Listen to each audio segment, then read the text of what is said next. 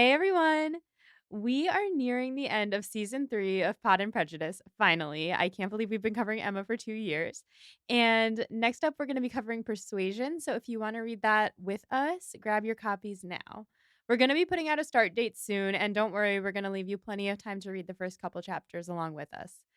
As you know, this is also Becca's first time reading this book, and so she's reading it now, and she's been recording her initial reactions to each chapter as she goes, which we're going to be releasing in short companion episodes on our Patreon as we release season 4 of the podcast.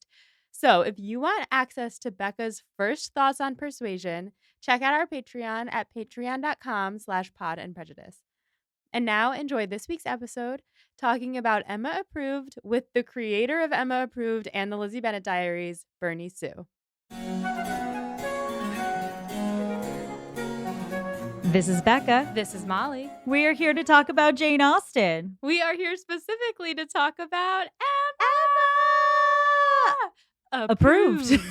Wow, we didn't plan that. Not at all. It's just we've been doing this so long, we make the same stupid jokes together all the time. But listeners, if you're new here, I, Becca, have read many Jane Austen novels and watched many adaptations of her work, both for film, television, and, of course, YouTube. And I, Molly, am doing all of that for the first time through this podcast. If you want to hear Molly read through Pride and Prejudice or Sense and Sensibility for the first time, you can listen to seasons 1 and 2 of this podcast, respectively. But that is not what we're doing here today. No, today we are talking about Emma Approved, and we are joined today by a very special guest. We are joined by Bernie Sue, the creator of Emma Approved and the Lizzie Bennet Diaries. Hello, Bernie. Hello, ladies. Thank you for having me. This is such an honor for us, such a pleasure. We are both now huge fans of your work. Me for a decade, Molly for like 2 years? Well, it's been a minute since we watched Lizzie Bennet Diaries, but like 2 weeks since you've watched Emma Approved. Yeah, I would say I watched all of Emma Approved over the course of the last week. Yeah. So that's been a journey. But the Lizzie Bennet Diaries is my favorite adaptation of Pride and Prejudice. So big fan. I'm honored people say that, by the way. Because there are a lot of good adaptations of Pride and Prejudice. So people, wow, it's amazing. So thank you. Well, not to nerd out about it, but you guys just get so wonderfully creative with how to make the actual like YouTube series book accurate as opposed to just a fun YouTube series. It is both at the same time. But before we get ahead of ourselves, do you want to introduce yourself very quickly to our audience, most of which I'm sure is very familiar with your work? Sure. Hi, my name is Bernie Sue. I, by trade, I suppose, I am a writer, director, producer, creator. I say I make digital or web series, online shows. Obviously, most people listening to this will know me for doing the Austen works of Lizzie Bennet Diaries and Emma Approved. I've also done several other shows, a couple for I did one for Twitch. I've done some for like Style Hall, and I've sold projects into traditional development, so people can think of me at that. I also directed my first national commercial this year, which hasn't come out yet. So maybe by the time you listen to this, it'll be out, but we'll see. Also, I guess I'm most known for the 3 shows, Lizzie, Emma, and the show Artificial. All 3 of those were Emmy winners, Primetime Emmy winners, and Lizzie and Emma were the first 2 Primetime Emmys ever won by YouTube. That's awesome. Thanks. And Artificial was the first Primetime Emmy ever won by Twitch. It also won a Peabody. So very much known of kind of taking stories and pushing the envelope with formats and technologies and things. So Yes. And we have a lot to say about the ways in which you transformed some of the most classic stories into wonderful online interactive experiences. But before we get to that, we're going to dial it back to the 19th century and ask you a little bit about Jane Austen. Sure. Starting with a very quintessential question we ask all of our guests. What is your relationship to Jane Austen? So mine is my mother. My mother is a huge Pride and Prejudice fan, so much that when I was growing up, she was watching the Colin Firth miniseries using VHS tapes, right? Like it's the very, very nascent memory of this, and she just always loved the story. So, but I've said this publicly, like I am by no means. I don't think I can take credit to say I'm a Jane Austen super fan. I just don't think that's. I think that's like a little disrespectful to Jane Austen superfans that to say that I am a Jane Austen superfan. I believe that most of them would know the text for all 6 books better than I do. But when I approach a work like a Pride and Prejudice or an Emma, I try to treat it with the utmost respect. And because again, my mother was connected to Pride and Prejudice, it was like, you think about a world before Lizzie Bennet Diaries existed, and you kind of think going into something like that, hey, we're going to do Pride and Prejudice on YouTube. It's like that sounds terrible, or that sounds absolutely stupid and silly. Like those are the things that people you can go to and honestly say, and no one would judge you for making that statement. But I went into this going, wow, this is my mother's favorite story. I have to do a good job. I have to give it my all. And I remember it was the Thanksgiving before Lizzie Bennet Diaries came out, and I pretty much spent the entire Thanksgiving watching all the adaptations with her and kind of just like seeing how she reacts to different things and stuff. And so that was a fun little bonding moment in that. So my barometer of how I did was always kind of like, does my mother like it? And did I honor her favorite story? So that's my connection. That's really beautiful. That warmed my heart all the way up. 2 things. 1, our podcast is very pro, you're a Jane Austen fan, no matter, like, what your level of fandom is, because we come at it from a very loose angle, and we just love her works. So, in our podcast universe, you get to be a Jane Austen super fan. Ah, thank you. 2, I love hearing you talk about your mother and her relationship to Jane Austen, because I also come to Jane Austen by way of my mother's obsession. So, I think it's something that, because the stories are timeless, it is so beautiful how it gets passed on through generations. So, it's very lovely. Thanks. Well, I'll add one thing though, because I remember when my first exposure to the Jasna community, which the Jasna, Yeah. JASNA, right? Mhm. And so I went to a conference, and there was a lot of people dressed in Regency garb, and they're a little older and everything, and definitely more conservative. And I could tell a lot of them didn't like what I did with Pride and Prejudice, Mm. and where honestly, I think some of them were offended, right? And I think coming out of that, it opened my eyes to something there, and I went, all right, I think I need to be kind of open minded and respectful to people who are more precious to this than I am, right? And so what I always say to them now when I go into a Jasna event or anything like that, I say this to your audience who may be these people, and they're great. Like I'm not saying you're wrong or anything, or I'm right. I'm saying that you are free to judge my work however you feel. Okay, you can like it. I obviously hope you like it, but if you don't like it, that's okay too. That is your right to do. But please be respectful to my work, that my work has inspired thousands of people to read the text for the first time. Thousands of people to read the text for the first time. And I think that's a net good. So you don't have to like my work, but just be aware that that has happened. Thanks. I agree 100%. And 1,000%. also, I will also say that I think the Venn diagram of people who appreciate the Lizzie Bennet Diaries and its alternative telling of Austen, and people who appreciate our sort of alternative contemporary takes on Austen, is almost a circle. So Mhm. I think there's quite a bit of sympathy for that point of view in our fan base particularly. I don't wanna speak for our fans, but we are also looser and more, flippant, I think, with the text than some in the community Mhm. might want us to be, but I guess our goal is to make Austen fun and accessible and still organically joyful, to our own experiences of it, not necessarily everyone's. And luckily, as I'm sure you've experienced tenfold to us, a lot of people also really resonate with that as well. So that's the beautiful overlap between contemporary Austen fans and both YouTube and podcasting form. Absolutely. Absolutely. I'll also add that you go into these festivals where all of these people love Austen and appreciate her work so much, and they're being precious about it.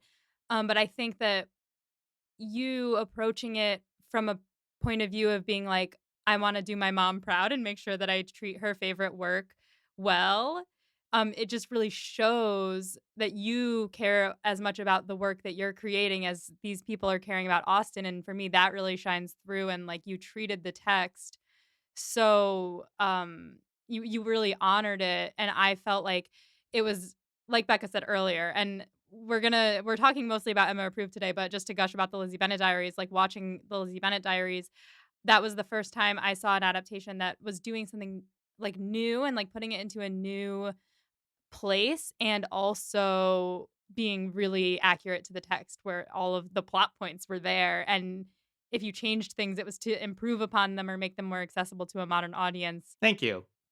My opinion is, I agree with you. I believe our version is the most accurate of all the adaptations. Yeah. We just cover Yeah. more of the story. And so thank you for that. Yes, absolutely. So, speaking of adaptations, our next question is, what is your favorite Austen content? It can obviously be your own. Others have said your content on this question before, but Wow. basically, oh yeah, plenty of people say, yeah, my favorite Jane Austen content is Lizzie Bennet Diaries, Emma approved. It is pretty common, but it can be a book, it can be an adaptation, it can be a song lyric, whatever is Austen inspired or Jane Austen created herself. Whatever's your favorite, you can let us know. I mean, I have to give Clueless its props. Ooh, Like, yes. Yes. yeah, I just like go, every time they do a best Austen adaptations list and they put Lizzie Bennet Diaries in, they don't put Emma Approved and they put Clueless in, I'm not upset. I just go like I go, that thing is so good. It's so good. And it was just such a kind of a shadow when we were doing Emma Approved of having Clueless out there and being like everyone who worked on the show loved Clueless, but we didn't want to do Clueless, right? So it's like, how do you do it and everything? So it was almost like this landmine that we had to kind of move around as we went. But it's so good. So that one is probably my favorite of them all. It's an excellent choice. And definitely Alicia Silverstone delivering a level of iconic that keeps that movie in the like canon of Emma Still, adaptations. yeah, Yeah. it's still to this day, right? It's like Yeah. it's incredible the legacy of that piece, and so yeah, you have to give it props. My second choice would be the Keira Knightley Pride and Prejudice, and I remember watching when I was watching it with my mother because she loves the Colin Firth one so much. She's part of that generation who's like Colin Firth is my Darcy, etc., etc. And when we were watching that one, she would almost go when they had these beautiful landscape shots of Kira on a cliffside with the wind in her hair, and they'd be, she would instead go, "Why do they use time on this? Why don't they tell more of the story?" And I just laugh. It's like, You that is the perfect encapsulation of the debate between the 1995ers and the 2005ers. yeah, exactly. I'm like, "Ma, cinema, cinema." Because I can make the same criticism of the Colin Firth one where they have these grand dances and there's 8 people at the dance. I'm like, what? Like that's That's just true. supposed to be like this massive ball of rich people and everything, or people coming to town, and you can see that depicted really well in Joe Wright, Keira Knightley one. So Mm. anyway, there you go. Those are my answers. Those are great picks. Thanks. Okay, which Austen character do you relate to the most? Well, I'm curious. Who do you think I am? Ooh. Ooh. I have an answer for this. Well, I've known you for like half an hour. Make a guess. I'm gonna go Bingley. Bingley? Yeah, because, I'm Bingley. seeing Interesting. well Okay. well, thus far, uh, all I have of you is first impressions, But and your first impression is not very Darcy-like, but rather quite, friendly and game, such Mhm. as one Mr. Charles Bingley. So I'm giving you Bingley as a man, willing to jump in and chat with just about anyone, including me and Molly. Fair. I am gonna say Mr. Knightley Interesting. Okay. just because I'm fresh off of watching all of Emma Approved in the last week. So I have these characters fresh in my head. And I don't think you're Emma. I don't think you're Harriet. So I'm thinking of just these specific characters. I don't think you're Frank, but I could see you being Knightley because I feel like you're helpful and also fun. Sure.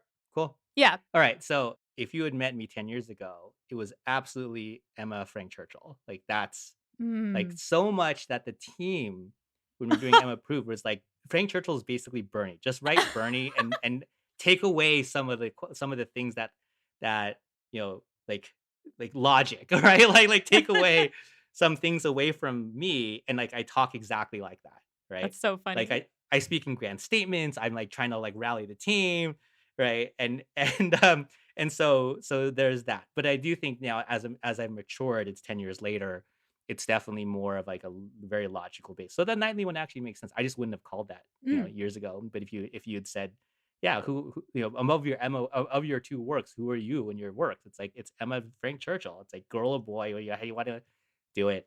But that was the most. It was like very easy for me to write those two characters to the point where it's like it was actually harder for the writers, especially for Frank, to get in how I feel that guy talks Mhm. because I had it so clear in my head. Because it's like, okay, you take me, you take away these inhibition, you take away this inhibition, how would I do it? And so it was just really easy for me to write that character. So that's my answer. What a plot twist. I could totally see that in, like, a nice way. Yeah. Yeah. In an Anna approved way. Yes. Yeah, absolutely. Yeah, I don't take any offense to it. I know they're completely flawed characters. I'm not saying I'm perfect either. Mhm. And so it's just that from a writer's perspective, when you're writing so many different characters and different perspectives, I feel it's very, very important that you have empathy to the point of you have empathy toward who you are and who you aren't. Okay. Mm. What I Mhm. am, what I'm not. And can you, as a storyteller, put yourself accurately into the mind and the mindset of those people, who they are, who they aren't, right? And because the energy of the Emma approved team, it was a very like, I think the entire writing team was all women, okay, except for myself, Mhm. right? And so when you have, like, this very male energy coming to the show, like a Frank, it's like all the women are, like, really strong in writing the other characters. Emma, Harriet, Jane, they had them no problem, right? It was like they were really strong about those things. And then you have someone like Frank who has to come in like a rocket and completely change the dynamic of the show. It's like, all right, I need to just present this energy here in a different framework because this is a guy who's got to come in like a rocket and like really change things. So a lot of that is in that development of that character. And it actually started my relationship with Stephen Chang as a working relationship. He is literally the person who's been in most of my shows, more of my Oh, shows, I more of my love works than that. anybody. Yeah. Oh, well, So he's fantastic. So he's so good. He's so good. very like base level charm that immediately hits Yeah. with the Yeah. sneaky under. Yeah, yeah, yeah. Yeah. There were some behind the scene crushes going on with Steven. Not Ooh. me, of course, but I'll just say. So, our last question is what is your hottest Austin take? Ooh. We have so many fun answers for this. Lizzie Bennett Diaries as actually one of the great examples of one of our hot Austin takes, which is that Lydia Bennett is a tragic character. So like that's the sort of the sort of hot takes we market in. We're really changing the conversation. Interesting. Okay, what is my hot Austin take? Gosh, this is a tough one because you're trying to take away the adaptations. Yeah, I mean, I guess I would say that Caroline is a tragic character too then. That is spicy. Yeah, yeah. I'm not saying our Caroline's a tragic character. Yeah, I'm yeah, saying yeah. I'm saying Caroline's a tragic character if you look at it from her perspective. Not as tragic as Lydia, I wouldn't say that. But, like, one of the things I've also said about, uh, and try to be respectful about our works, like Lizzie Van Diaries, for example, I would say, the big 4 of the or the main 2 couples, Lizzie, Darcy, Bingley, Jane, I go, "You look at all the adaptations, you can have a fair debate about who's the best one, okay, of all of them, like, Colin Firth or Kiera or whatever, right?" I just don't think there's any real strong debate you could see for any of the characters that we have the best version of that. Like we have the best Lydia, we have the best Caroline, we have the best Charlotte. Like I'm just, I guess you can have that debate. I just think we just gave them much more to do, and they Mhm. do it so well in ours Yeah. that I just don't think that's a debate. But maybe that's my hot take, and that's a selfish one. Honestly, though, I don't disagree with it. So I'm perfectly okay with that being the position on this podcast. Which brings us to sort of the meat of what we're discussing today, which is Emma approved and by proxy, also, of course, Lizzie Bennett Diaries as well, two seminal Austen adaptations, both created by you and starring just a plethora of brilliant young actors across YouTube and other platforms. And this is the fun thing I remember about when this first came out.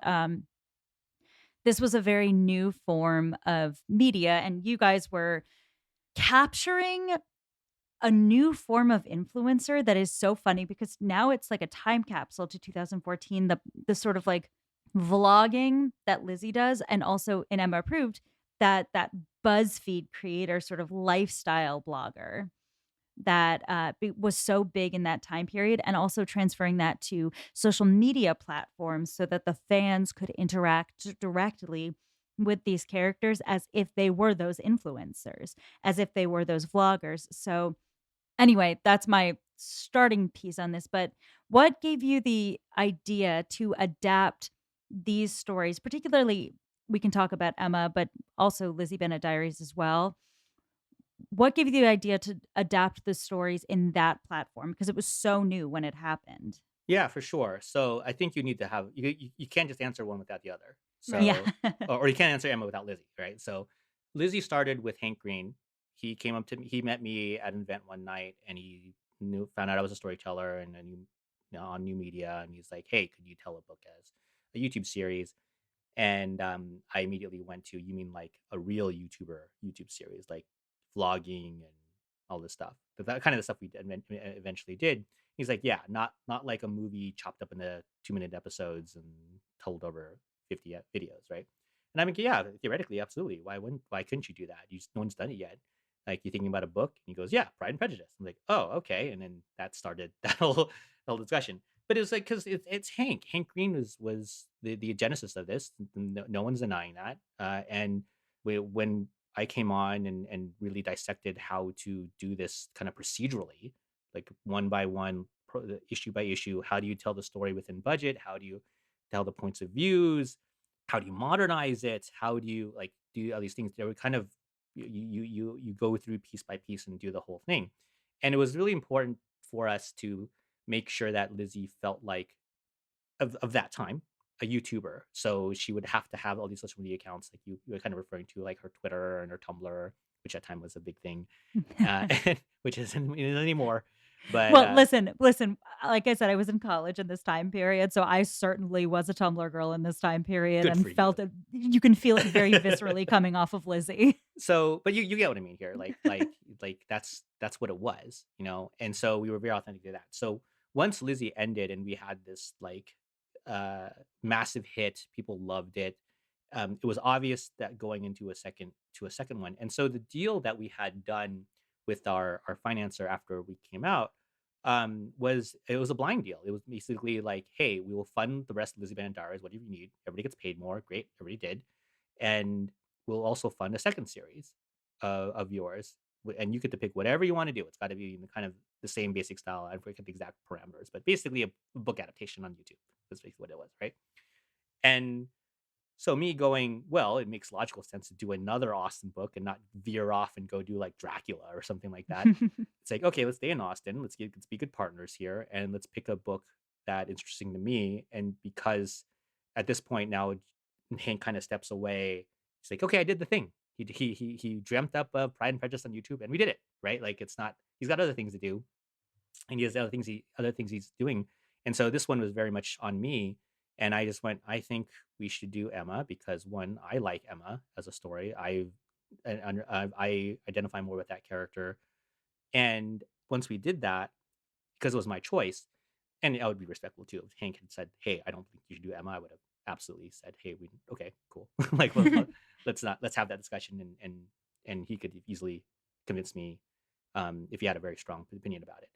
Uh, and so then it was let's do this differently. Like, how do we do this differently than what we just did, and learn from what we did, and take not saying we made mistakes, but let's like kind of optimize a little better here about it because we were Elizabeth and Dara is as great as it is, and as crazy as the transmedia, mixed media, multi-platform stuff was, it was definitely not optimized. All right, and that's not a bad thing. It just wasn't.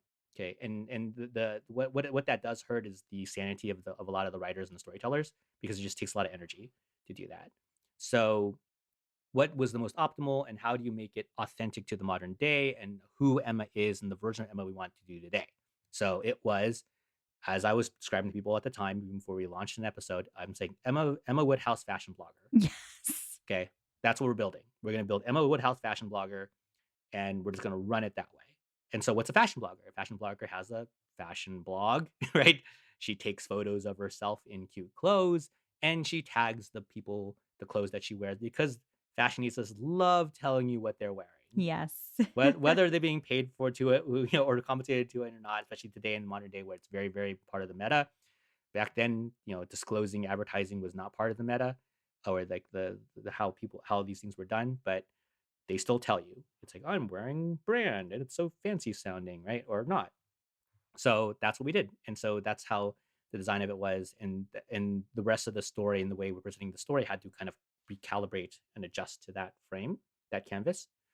So it definitely, even though if you watch it too, it feels like you could tell that there's the same story creator, story world, right? They Mhm. do feel like very different shows. Tonally, stylistically, they're different and a little adjusting. And even the multi-platform transmedia stuff is very different too. Whether you like it or not, that's cool. But it was a choice to do that.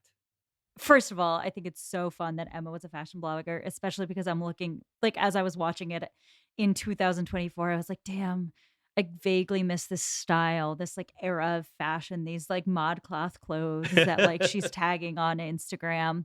But I think our next question kind of goes to this, and I think it's so fun to adapt Emma. I mean, you start with Lizzie Bennet, and Lizzie Bennet is one of the most iconic characters of all time, Mhm. and you adapt her to a YouTube show. Then you take Emma Woodhouse, who is also iconic in her own right, but is also, kind of a lightning rod. She's a bit more controversial than Lizzie because she is so openly flawed, and that's kind of the point of Emma as a character. And I think, like, if you look at the 19th century, Emma's this upper class gentleman's daughter with a heart of gold, but absolutely no self awareness and a level of snobbery that could floor anybody. And then you have Clueless, obviously, where Cher Horowitz plays that Valley It girl. And I guess you kind of answered this in talking about Emma as a fashion blogger, but how did you think of her bringing that sort of duality to Emma, that self-centeredness mixed with that genuine care and generosity that she has for others? I would say it's just, oh man, I'm trying to think of like my answer today is based on maturity and experience rather than like in the moment of time of 2014 or 15. Because to me, I go, look, even like everyone's flawed. Okay, self-centered people, they're not. It's not black and white. It's not like they're completely self-centered and hate everything. They probably have someone or something they really care about that's not them.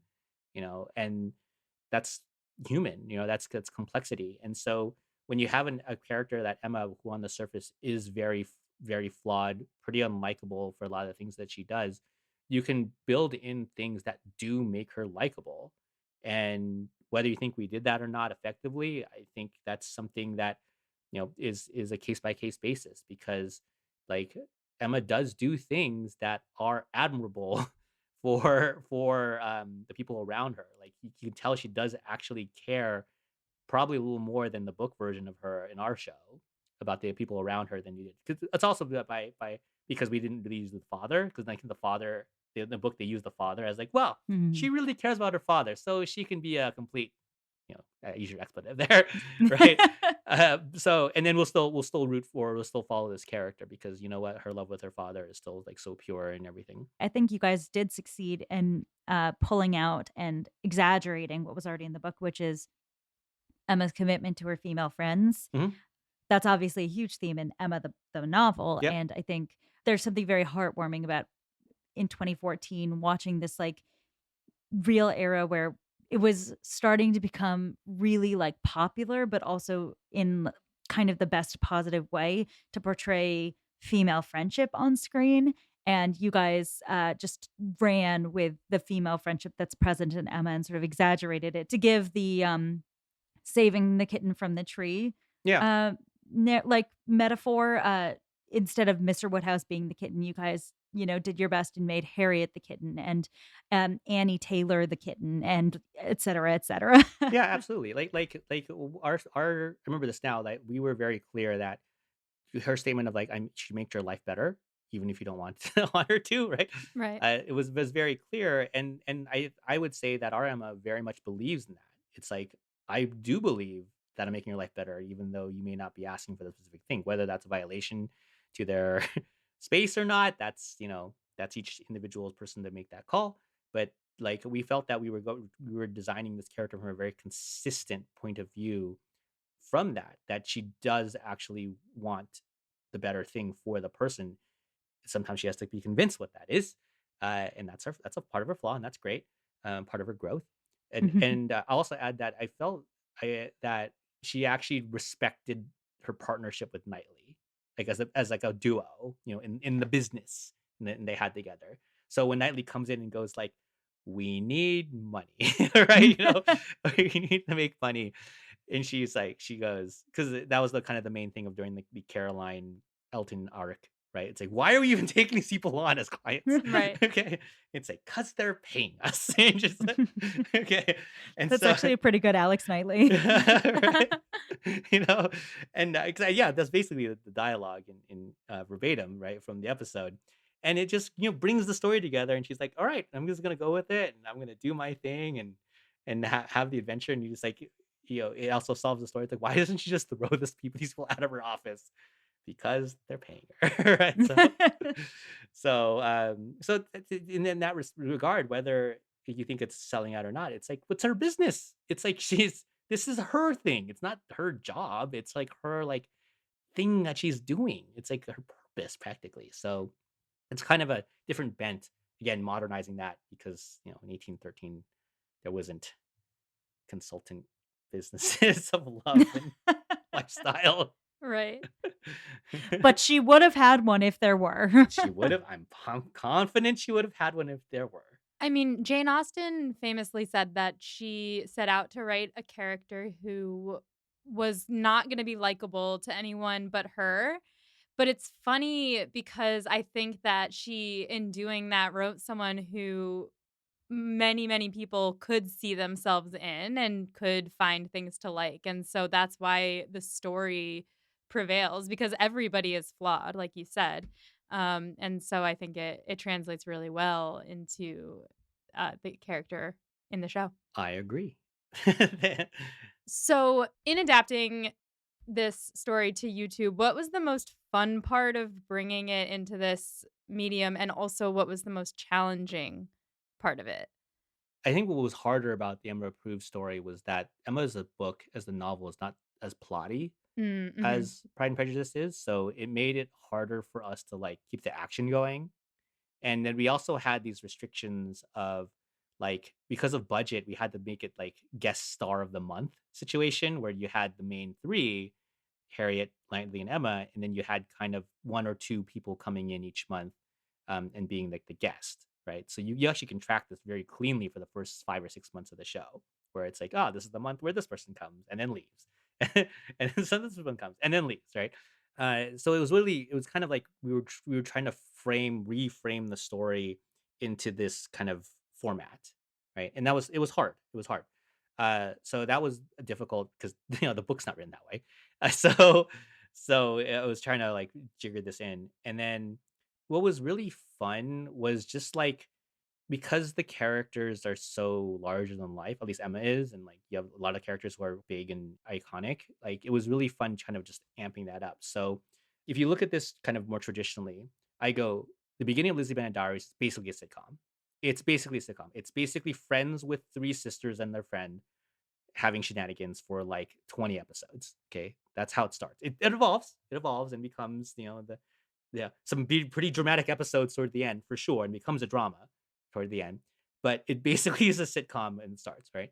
Emma Approve is basically a rom com. It is a rom com like all the way through, Yeah. end to end. And the bread and butter of the whole thing is Knightley and Emma just bickering. Like that's what the show is. And they talk way more than any other adaptation because Knightley's actually in it. Like Knightley's there for like 80% of the episodes. And he's not in that in the book. He's like kind of disappears for a while and so forth. So because he's so present, it changes the dynamic of the show. But that made the show so fun because those characters are great. The actors, Brent and Joanna, are so good. Such great chemistry together.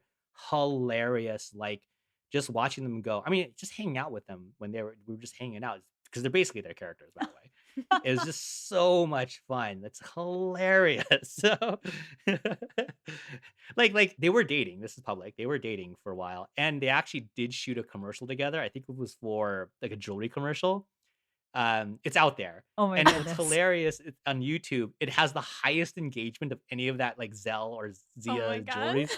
because it's them, it's those Yeah. two, right? And they're basically being themselves. Like it looks like Emma and Knightley took a road trip. Oh my god. If that video is still on YouTube, I'm sure you can find it. You see the comments and like like everything's about Emma Knightley and like, oh my god, they're so cute. Da, da, da.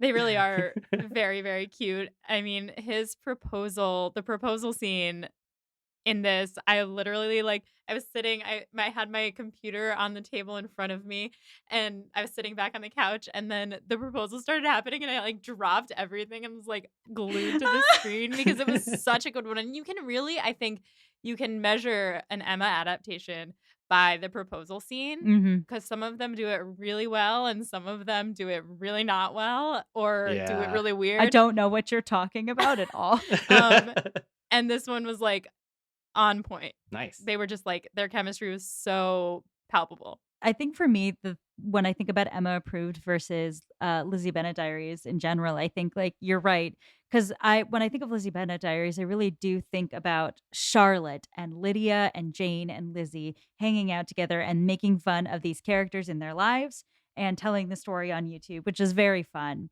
But I think with, Emma Approved, I think of the love story between Emma and Knightley, Mhm. like, through as the through line, because obviously in Lizzie Bennet Diaries, you don't meet Darcy until way later into the series, but here, Knightley's there from day one. The two of them are just consistently flirting back and forth with each other the entire series, and that's the pleasure of watching it over and over again, is that relationship, that tension, just from start to finish. I completely agree, and I'm glad you all enjoy it. That way again, this is by design. Like we had designed it. I designed it to be this way as a rom com, and I'm just gonna go hard rom com here all the way through, and a lot of things worked out. Like Joanna and Brent are absolutely lovely people. They're professionals. They're great actors. They have obviously amazing chemistry, and they really just embrace their characters. So it was really really easy for us to design the series kind of going back to their bread and butter of like the keystone of this relationship, and having that be the series and not just be Emma running shenanigans all around. It's really Emma and Knightley as a duo running shenanigans, and they're kind of checking each other, right, in their back and forth. So yeah. Maybe a difficult question to answer, but an easy one for us to ask. What is your favorite episode of Emma Approved? Or I guess you can go for arc if you'd like. um so let's see. I'm trying to remember the specific episodes and like what happened in them. The two favorite arcs are the Frank and Caroline arcs. Those are my two favorite arcs. Obviously, Yes. you heard me talk about Frank earlier, and I just really enjoyed that character and what he brought coming into the show. And I can specifically remember the Frank haircut, which was the lip gloss thing where Brent had to like put on lip gloss, and he actually had to do this authentically, where he does it. And so that was super fun. And then the Caroline arc to me was just like I know a lot of people who didn't like it. Like I know people like didn't like that we did that, you know. And I've said this in panels, and like I've gotten people nod. Like I mean, in panels, it's like it's okay. I understand a lot of people didn't like that we brought Caroline into Emma Approved. I can only assume different versions of why. I never really asked them, right? But I respect that they have that opinion. That's fine. But I do think that it was nice to be able to connect the worlds very clearly on screen.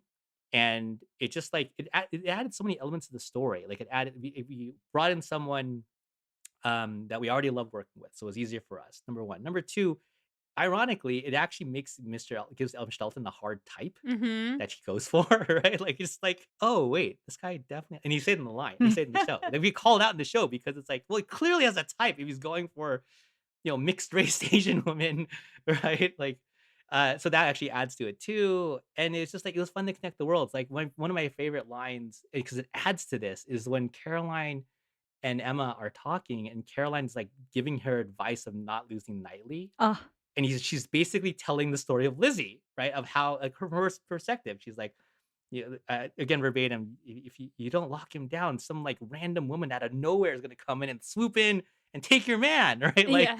like it was just kind of like her exaggerated perspective of what happened to her, right? Mhm. So I thought that was kind of cool. I remember writing that line on a flight back from South by Southwest, like this time of year, a few years like back then. And I was sitting across from Jay Bushman, and I showed him the line. He actually like, made some notes on it, and he kept it, right? So it's like that arc was just so it was just a really fun arc to do because it was so soapy and backstabby. And credit to Jessica and Paul, the two actors.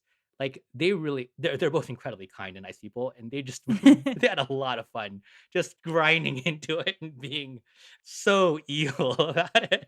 It's so funny that you say that about, him having a type because one of our recent guests, when we asked what their Austen hot take was that Emma is Jane Austen writing Caroline Bingley more fleshed out and, like, giving her more of a personality and more of a story because she, like, wrote this kind of, like, they've just got similar personalities, Caroline Bingley and Emma, Yeah. and so for her to come in as Mrs. Elton and for them to be like, "Oh, you have a type," and Emma to see herself so clearly in Caroline and be like, "Oh," and, like, be really cowed by that and be like, "Oh my god, I have to be better because I don't wanna be like her," is really smart. Yeah, and I love the transport of Caroline Lee over from, Lizzie Bennet Diaries to Emma Approved. I am on the pro side of that, in part because I think you're right, the actress is just she plays so fake nice all of LBD Yeah. until the very end, and so you don't actually get to see her play that much evil, and I love that she gets to come in and just be, like, one of the most despised characters of all time in Jane Austen's work, and just kill it, and she's so irritating in, like, the most fun way, and even if you're someone who thinks Emma's a flawed character and has trouble with the decisions she makes, the moment you put her against Caroline Lee Mhm. and the moment that she is defending Harriet, she is, like, saving the kitten immediately because Caroline's so awful, it's perfect, I love it so much. Thank you, thank you. I mean, I'm biased. I'm so biased. I really like that part of the series. To me, I just like, God, I love this. This is great. And one of our team members too, who like doesn't know the Emma book that well. She was part of the more like the support staff, not like one of the writers. But she was like, this arc is so good. It's like so fun because it's everybody's so so much drama and like you know Yeah. tension between women and men, right? Because it's two guys, two girls, right? Mhm. So it's like it's good stuff. And it's also very difficult to capture just, like, the propriety that would have had to take place, that would have kept putting Emma and Mrs. Elton in the same place Mhm. at the same time, but having her hired by Mrs. Elton means that she has to be nice to her when Regency era society makes her be nice in the books. So, it works out very nicely, but you do get that catharsis of Emma telling her off, which is missing from the book, and we all wish it were there, so Yes, I agree with that. So, which character felt the most adaptable from Regency era Austen's novels to screen and the modern era? And also, on the flip side of that, who was the hardest to adapt in terms of characters? Gosh, this is a good question. Who? Because they're all. Okay. I think the hardest to one of the hardest to do was Miss Bates. That was hard.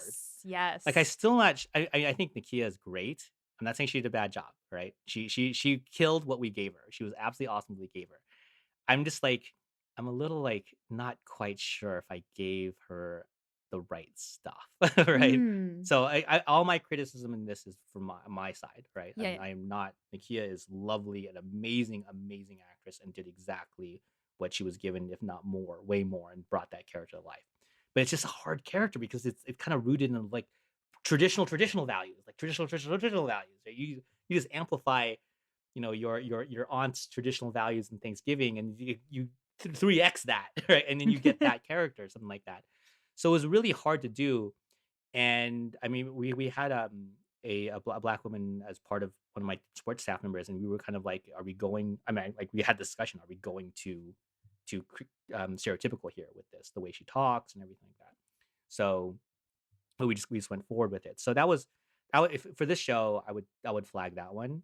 Every I think, if you said after that, I mean, I think going into it, I was a little worried about doing Jane Fairfax, but I give the credit to the team, okay?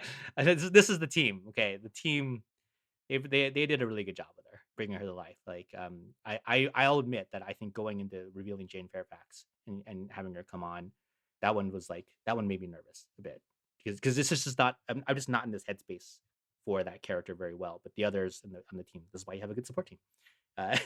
Can come in and cover that for you. So, but then in the ease of it, it's like the larger than life characters who are very opinionated, it's because as the world has become more open, it's a lot easier to it's just easy for them to do that. So Emma is actually pretty easy to adapt conversationally, like the way she talks and everything. That's actually pretty easy to do. Totally. And then with if you've ever seen the behind the scenes footage of this where Stephen Chang talks about playing Frank Churchill, because in the auditions, we didn't come out of the auditions of Stephen as Frank, as in like Stephen was the de facto winner of this, hands down, no question, like we did with like Joanna, coming into Emma for Emma Woodhouse.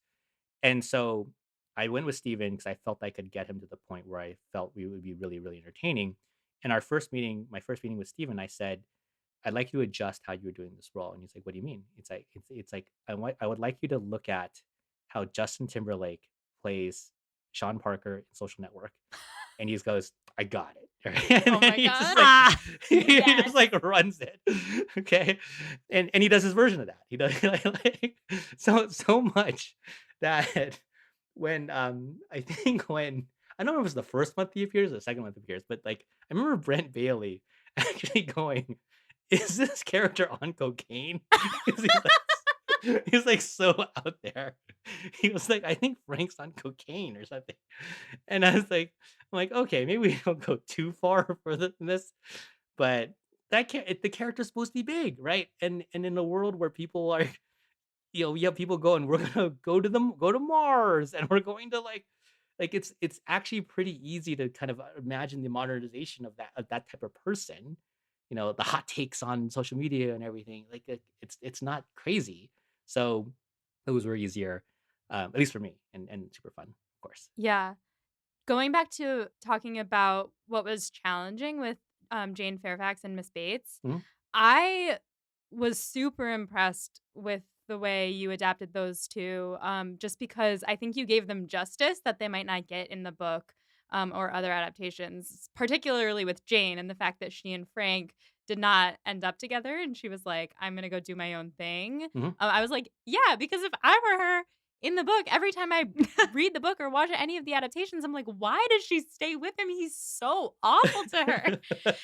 So, I was really happy about that, and then the Miss Bates and Emma apology scene, I feel like Emma, first of all, really understood, like, "Oh, crap, I really do need to apologize," and she did, and when Maddie Bates, like, put the iPad away and she was like, "We are family or friends, like, you don't need to do that, I understand," but she also was like, "But don't do it again. Like, you're gonna change and you're gonna be better." I feel like they just both got real justice that I haven't seen them get before. Yeah, the Bateses and Miss Fairfax don't exactly get accountability in most adaptations. Their justice is a rise in status and the humbling of Emma.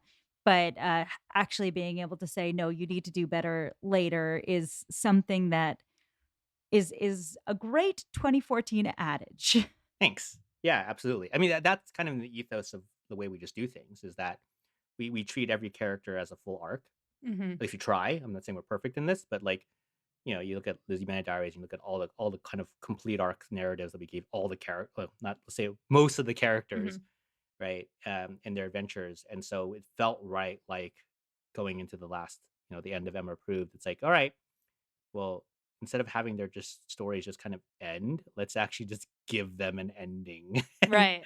and like, where do you want to leave these things? And again, I want to give credit to my team, and support team, because like that was the kind of the POV that we maintained in the culture of how we'd adapt these, that all characters have full arcs and you should defend them all. They're not just there to serve a plot point.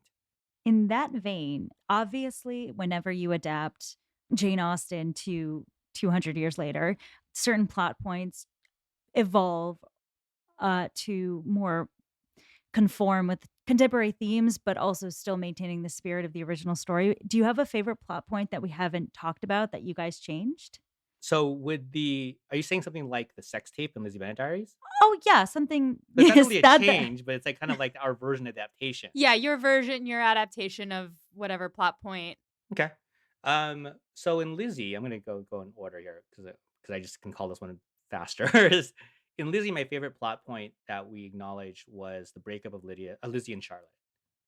That's what it is to me. Mhm. Okay, like I like a lot of things in in that one. That just was my favorite one. Just because I as a watcher of Prime Prejudice adaptations was like, what? They just like she does this thing, stabs her friend in the back, and then like 2 scenes later, she's like they're like hanging it out and like this thing, and like what kind of friendship is this? That's like this is not a real friendship. Like we're gonna correct this one when we do this, right? So I'm very strong in that one, and that was actually one where I felt the ownership of that one so strongly that there are very few times when we're breaking episodes that I will demand to take an episode, a specific plot point as an episode. And sometimes it's because I feel like I have to, because like for example, Darcy's first appearance, I felt I had to take that one. So Hank and I took it, and it's okay. You could say good things or bad things about it, right? And that's fine. But like the Lizzie Charlotte one, the breakup, I was like, I have to take this up. I have been waiting all out of months because I was like 4 months in. I've been waiting 4 months to do this episode. I know exactly how this is gonna go. Well, now adapted because of now we've seen the show and people are playing them, right? But I've been imagining this moment in the plot for like 4 months, and like this one's mine. Everybody can take everybody else. Like this episode is gonna be mine. So that to me is I just felt so precious about that one. The irony of this is that my favorite episode of Lizzie Van Diaries is episode 78, which is the Lizzie Gigi Darcy episode, where she pushes him in. And I took that one because no one else, I think no one else took that one. oh, And I went, what am I gonna do here? like, like, like, why do they come together? And they just went, like, you know what? I'm just gonna go back to my old sitcom roots and just do a sitcom version of the scene. And it's exactly what that episode is. It's exactly a sitcom moment where it's like the one time Lizzie doesn't want to film is the one time Gigi really wants her to keep filming, and it becomes this like chess match of keeping the thing together, and something's happening in the back and everything. So anyway, that was a tangent. Let's let's never a problem. yeah, let's continue. In Emma approved, let's see. I really like the song, and I really liked how we ran with it and made Harriet a singer and a Mhm. musician.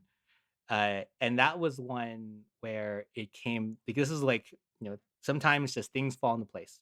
Sometimes it happens. And we were discussing the adaptation of that moment, the song, or in this case, the painting, right? The painting in the original text. Mhm.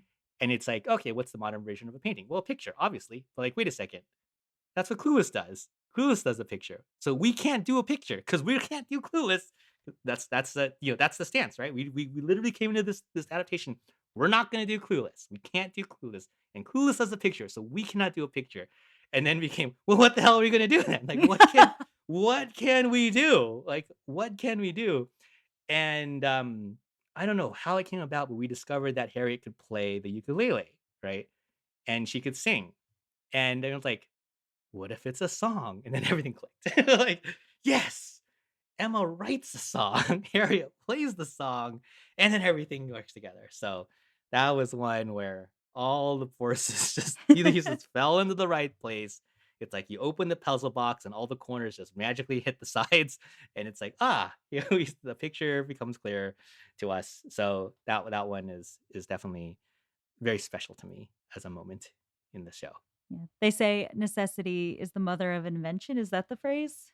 Something like that. Something like Yeah, that, something yes. like that. So, you mentioned that you had, I'm gonna take this episode where this thing happens or this episode where this thing happens. Did you, like what was the process of bringing this novel to YouTube? Like, did you say these are the plot points we're definitely gonna hit and then lay them out? Or did you kind of like have to go and see what fit in where? Um, just like a little on that because I know that's a very long explanation probably, but I'm really curious. Yeah, sure. It's different for both shows. So Lizzie Bennet Diaries was designed where we had it in kind of location based with chapters. So the first 3 months of the show, it's always in Lizzie's room, is basically the first 12 chapters of the book, kind of minus the Netherfield arc. Okay. Mhm. And then we go to Netherfield and we do 1 month of that as a full month. So that one you had to extend it because they're in the book, they're there for 2 weeks in the book. And it's like, why are they there for a month? So we had to make all these like remodeling BS stuff, right? And you call it out. It's like Lizzie calls it out. It's like, what remodeling? It like looks exactly the same. Like she calls it out, okay? And then so it's kind of like they go to a place. Well, rather, she goes to a place. Okay, she goes to Netherfield. She comes back. She has her adventures with Collins, and then she has her adventures with Wickham, and that helped necessitate the story too because after the adventure with Collins, Charlotte's gone. So when she's doing the Wickham stuff, Charlotte's not there, so she's weaker, right? Like whole as a whole, right? Because she doesn't have her best friend with her. So then she's more susceptible to that part. And then when Wickham thing is over, she goes to Huntsford, I think is the name of the place. Huntsford does the 2 month arc there, sees Darcy, blah blah blah. Comes back. We have the pre-Brighton arc back at the home. Then she goes to Pemberley. Clean blocks, right? And then the Yeah. last 2 months at home in the new spot and then closed it. Okay. So Emma approved, slightly different because we're all in the same place the whole time. So it's about people this time. So Emma approved is about people. And so each month, each block of 8 is like, again, a person of the month. So it's Taylor in the beginning, then Harriet, which is Martin. Okay. Harriet Martin. Then it's Elton. Then it's her sister. Then I think it's Caroline. I may have these mixed up, right? In 5, right? And then it goes to Frank Jane, something like that. Frank then Jane, and then the last two were the kind of the wrap ups. So it's designed that way because of production reasons, story reasons, and so when you're breaking an arc like the Caroline Elton arc, where they're back in Emma Approved, you're like, okay, this month for these 8 episodes, we're gonna have Caroline and Elton around. So let's talk about the entire batch of narrative story that falls around this and what episodes we're gonna make what. And so that's kind of the same similar way of Lisbeth Diaries, except it's location based. Hey, at Netherfield, we got to get 8 videos at Netherfield. We have to get 8. Okay. So let's do the Turn About the Room episode. Let's do the, like, this and this and this. And so you kind of cover each one and you have to add some things sometimes. And I don't think we ever really contracted because we had so much to kind of expand on, which is good or bad, depending on how I think you guys would say it's good, on how we could do the story. So as an example for this and this expansion, I remember this very vividly because Hank and I had this discussion. So episode 16, I believe, Lizzie Van Diaries, it's Lizzie and Charlotte, and they're literally talking about one paragraph of like chapter 8. I think it's like you could take the paragraph from the text and say this is exactly what this episode is. And just like you can put it in there, and that's the entire episode. I might get the chapter wrong, but I'm pretty confident it's episode 16 of the LBD. And so no other adaptation covers this chapter. Nothing covers this chapter. And so you have these things where you're expanding on the text because of this. Another one of my favorite runs of Lizzie Bennet Diaries in the beginning. Again, I have a lot of fondness for the first 24 because I think it's just so fun. 11, 12, and 13 is basically the dinner where the Lees come over, right? And it's like these dinner shenanigans and the post dinner shenanigans of 3 episodes. And none of the other adaptations cover this either, right? They don't cover this part where they come over, right, and have this meal with them. So we cover it, and we give you 3 episodes of it. So it's like, why are we doing that? Because we're purposely expanding the story to fill out the arc of the stories because our restriction at that time was that we have to be here at Lizzie's house for 24 videos. We got to get 24 videos out of this, and can we do it? And I will admit that episode 24 feels like complete filler because we kind of ran out. Because like episode 23 does it just fine, and you could have not have episode 24. I think.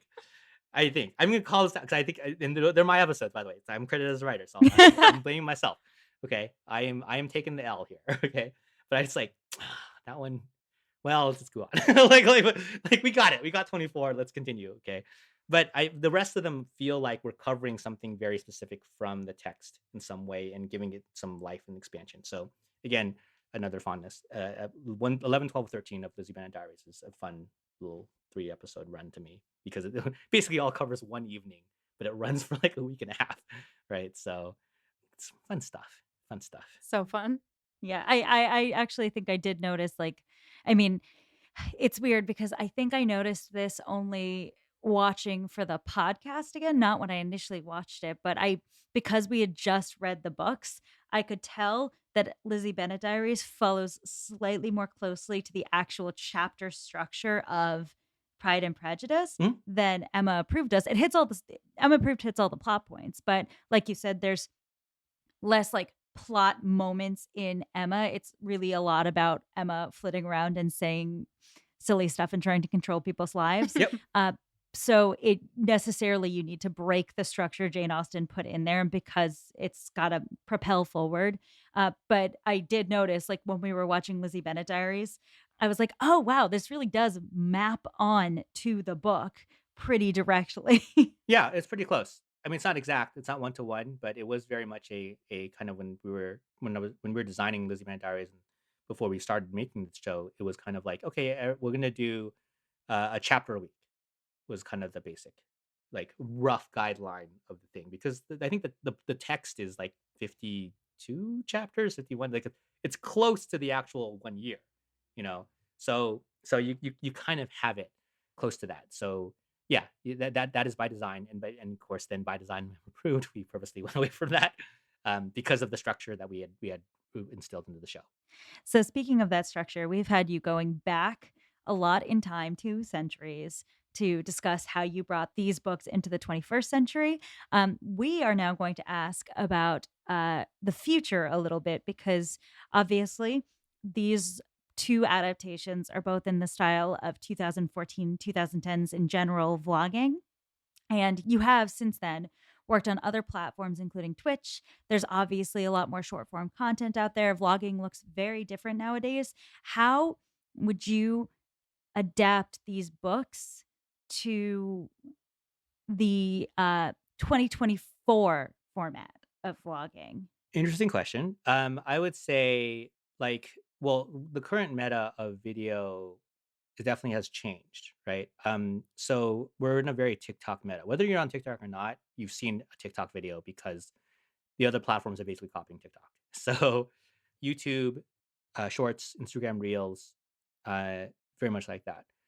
And I've definitely remember seeing a TikTok by someone who was like, "Hey, if you did Lizzie Band Diaries a day, it would be like this on TikTok." And she actually kind of did it pretty well, right? And I think she was. I'm not. I didn't assume that she put a lot of time into like the structure and like all the crazy things that I put in. But she basically did like the first, what the first video could have been, Hmm. and it could have worked, right? So you could do it. Like it's definitely something that you could do.